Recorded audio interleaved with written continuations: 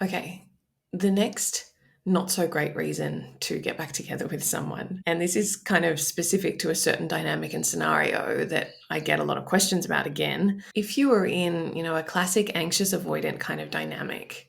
and your partner kind of freaked out, had some fear come up and pulled away and withdrew and maybe said, I'm not ready for a relationship, or I don't think this is working, or maybe this isn't the right fit. They had some of those reservations come up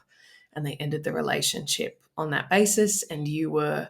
really devastated by that because that's not what you wanted.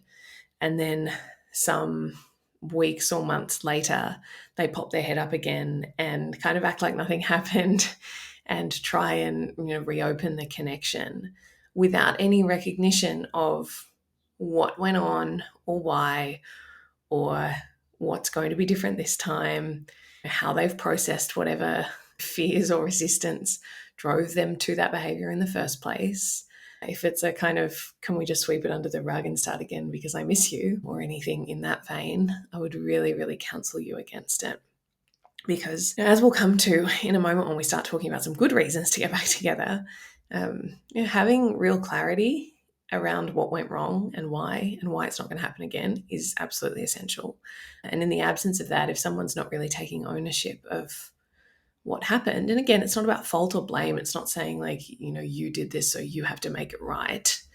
in a finger pointing kind of way, but it is just recognizing that, something happened there and that was really painful for you. I know that for people who are in that situation where someone is having second thoughts and kind of has one foot out the door, and maybe, maybe you've broken up several times and then gotten back together, then broken up, then gotten back together. Continuing to play out that pattern establishes such an imbalanced power dynamic in the relationship, whereby the person who didn't want the relationship to end and who wants to believe that it's going to be different this time, they tend to get smaller and smaller and smaller every time you come back together, right? So if you're in that situation and your partner is coming back and wanting to try things again,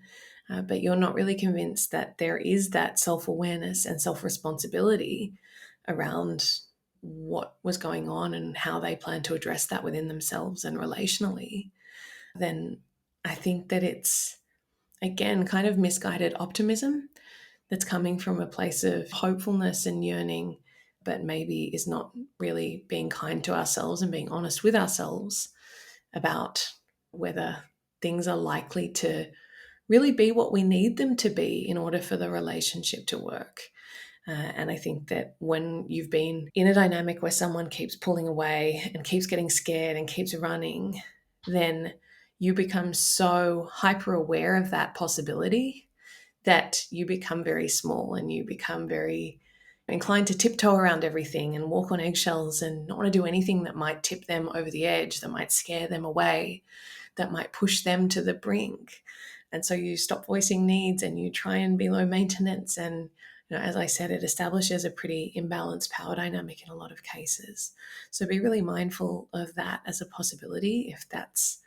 a scenario that you're confronting. And as I said, I know that's a little bit more specific, but it's common enough that I get questions about it all the time.